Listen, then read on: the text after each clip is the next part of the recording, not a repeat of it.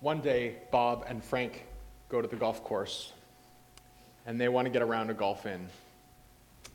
And they ask the person at the golf course, "Hey, is there any space today?" And the golf course guy says, "Well, we have one spot if you don't mind playing with another two guys. You'll go out as a foursome, and then we'll have room for you." So Frank and Bob look at each other and they think, full 8th green. So they go out. The round of golf is going just fine. And they get to the beautiful 8th green. And there's this big water hazard between them and the hole. So the first guy, he lines up. Bob, he gets up. He lines up the ball.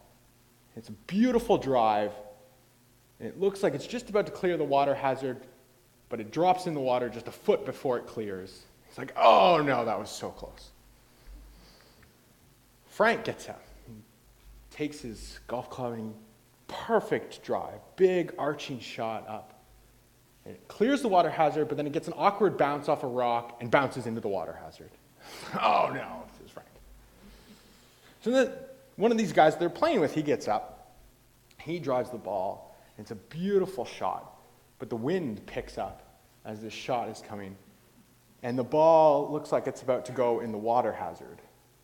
But just as it's about to drop in the water hazard, this golfer raises his club and the water parts in two.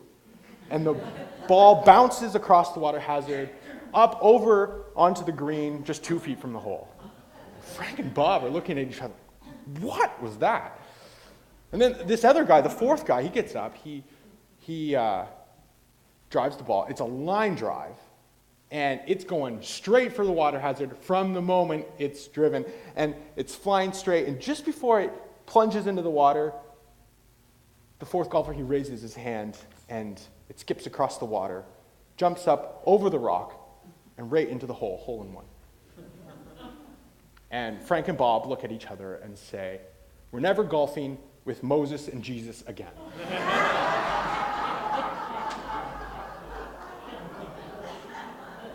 Now, I don't often tell jokes to start a sermon, but of course it has a point. You see, do you believe that there was a time when Frank and Bob, Moses and Jesus were ever out golfing together? No. Is this story funny? Yes. Does it teach us a lesson? Maybe light on the lesson side of things. I know, don't go golfing with Jesus and Moses, or maybe the lesson is that remember that these two guys that we talk about, Moses and Jesus, were really powerful people, or said to have been powerful people. Maybe that's the lesson we take from it. But not for a second would you believe that there was a golf course one day where these four guys were golfing.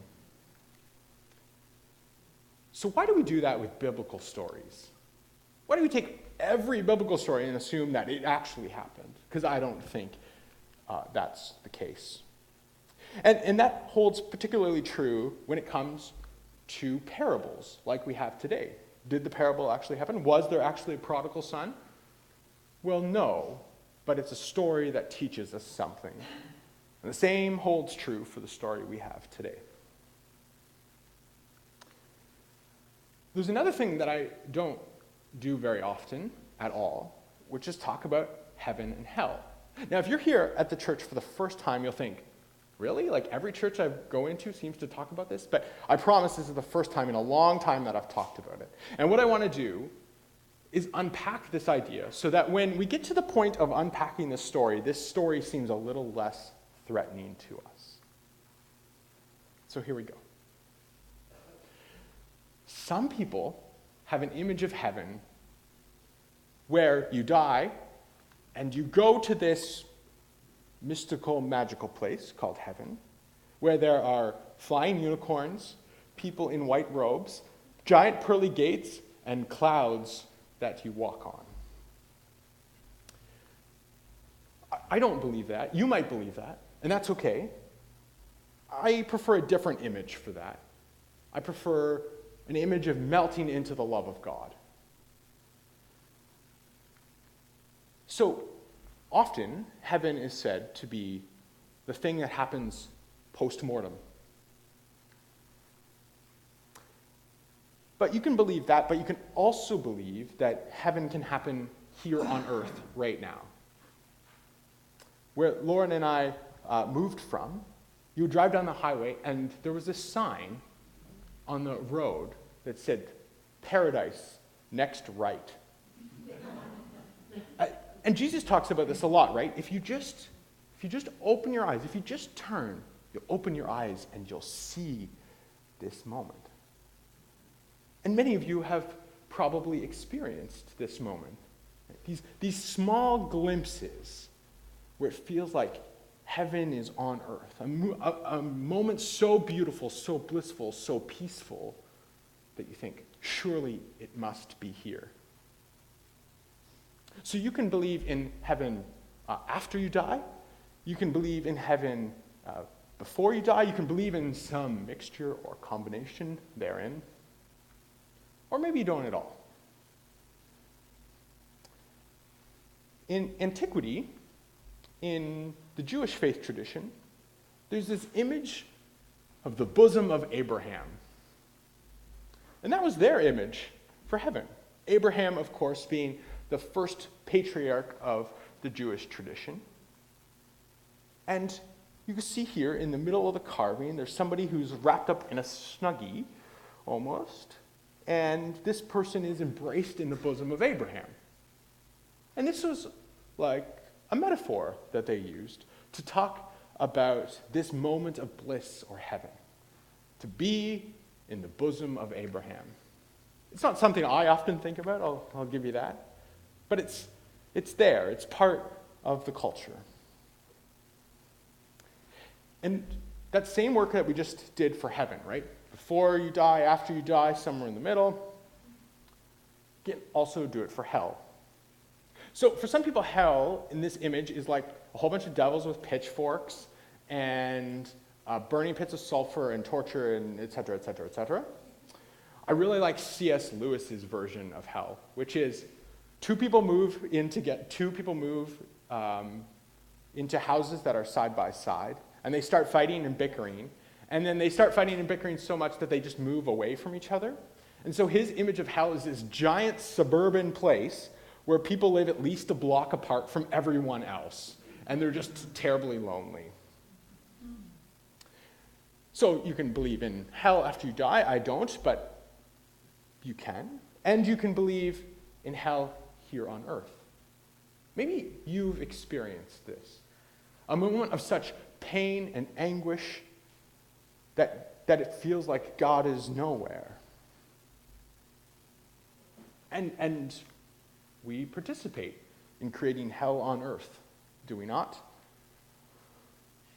Bombing aid convoys, systems of residential schools. Sometimes it seems like the human race is much more adept at creating hell on earth than heaven on earth.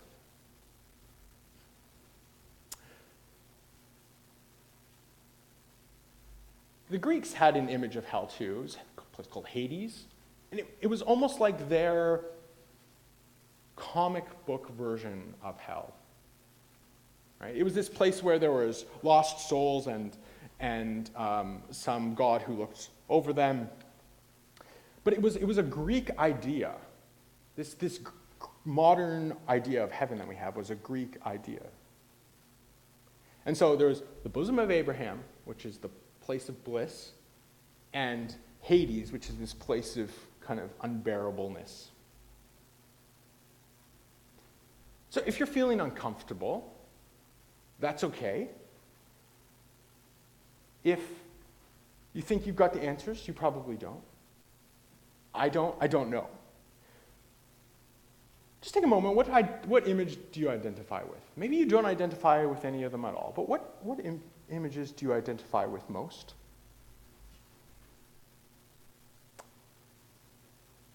But I think there's this one piece that we can agree on, which is we all want to be in the bosom of Abraham. Now, if I were to ask you, just walking down the street, what do you want?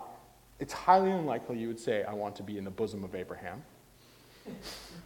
Especially if you have somebody in your community named Abraham. But don't we all want that moment of transcendent peace and bliss and beauty? I think we do. I hope we do. Because I think that's what we're working towards. And after unpacking all of that, remember that the story we have today is kind of like a joke or a story or a parable, right? Let's hold it lightly. Let's not get too worried about it. We have the story of the rich man and Lazarus. This is not an easy Sunday school story to tell because the images are so powerful. So Jesus tells the story. It goes a little bit like this. There's a rich man. He's clothed in purple, and every day he eats these extravagant meals. And every day, this man walks by his gate, and there is Lazarus. And Lazarus is poor and destitute. And Lazarus dreams of the time when he might actually eat the scraps of the table of Lazarus. And this Lazarus guy, he's so sick that the dogs just come and lick his sores. Now one day, the rich man dies, and so does Lazarus. The rich man is buried. Lazarus is taken up with the angels to be in the bosom of Abraham. And there he encounters the rich man. And the rich man is in Hades. Right? It's like the start of a joke. Like three people walk into a bar. The rich man in the bosom of Abraham, and the rich man in Hades, and Lazarus in the bosom of Abraham. And there they are. And Lazarus has a favor to ask. The rich man has a favor to ask from his player. This is going to get really confusing if I don't get it straight. The rich man in Hades screams out to Lazarus, who's in the bosom of Abraham, "Abraham, please send Lazarus so that he can come and dip his finger in a cup of water and put it on my tongue to relieve my suffering." And Abraham says, "No. You know, rich man, you had lots of things in life, and now in death you have nothing. But Lazarus, he had nothing in life, and now he has everything in death. And besides, there's a giant chasm between us." The rich man isn't satisfied with this answer. So he calls back out, "Abraham, then please send Lazarus so that he may go up to my brothers and tell them of what I'm going through." And Abraham says, "No. You had all the prophets and the law before you. Why didn't you listen to them?" And the rich man isn't satisfied. He says, "But if somebody rises from the dead, surely they will believe." And Abraham says, "Probably not." So what do we do with that story? If it makes you uncomfortable, good. Before we unpack this story and what it might mean for us, let's go through just a couple of points. Notice the vivid imagery in this story. The dogs licking the sores of Abraham. The finger in the cup of water onto the tongue so that his suffering might be relieved. This place called Hades with a giant chasm, and then the bosom of Abraham. Notice that we don't know anything about Lazarus other than his physical state. We don't know if Lazarus is at the gate swearing at everybody as he walks by. We don't know if he's a curmudgeon. We just know that he was really poor. And also notice in this story that Lazarus has a name and the rich man doesn't. That's very interesting. And Lazarus, we don't know anything about him, but I actually wonder if Jesus used his buddy's name, right? Jesus knows a Lazarus whom he actually rises from the dead, or raises from the dead later on. But it's like if I told a story about Bruce in a joke, right? It's like, oh, I know a guy. I'll just tell this joke with him as a character in it. The story that we have today was written about 60 years after Jesus died. And some people wonder if maybe this last line about rising from the dead was a story inserted by the author for dramatic effect. Interesting. The fact that this rich man wants to go warn his brothers is also interesting. His brothers were probably the inheritors of this rich man's wealth. So they likely were about to fall into the same trap as this rich man with his purple robes. And notice that this story comes right after the story we had for last week. And one of the morals of the story for last week was you cannot serve both God and money. Isn't it interesting that in the story for today, we have a story of somebody who's serving money and maybe another person who's serving God? Interesting. All that being said, the rich man should not be surprised at his fate. Or he should not be surprised at the unfolding of this story. When we take the scriptures that we have and we look at them, what do we see? If we see a whole bunch of verses that are taken out of context, then that's not helpful for us. But in high school English, you take a look at Shakespeare and you say, this story of Romeo and Juliet, what is it about? It's about love. And so the story that you have, the story that we have for today, what is the theme of it? What are the themes that are represented in the scriptures? So every day, this rich man, he puts on his purple garment. He walks through the gate. There's a poor man there. And in his mind, there's this story. Do not mistreat or oppress a foreigner, for you were foreigners in Egypt. Do not take advantage of the widow or the fatherless. And if you do, they will cry out to me, and certainly I will hear their cry. This is one of the pieces of the law. And this man, being at least in a Jewish culture, if not Jewish himself, this rich man, would have known a verse like this exists. And every day, this man would put on his purple robes, and he would walk through the gate, and there was Lazarus. And this story might be going through his head. When you reap the harvest of your land, do not reap to the very edges of your field, or gather the gleanings of your harvest. Leave them for the poor and for the foreigner residing among you. I am the Lord, your God. There was a sense that the people who were foreigners, the people who were aliens, the people who had made a bad decision, all still deserved to be loved.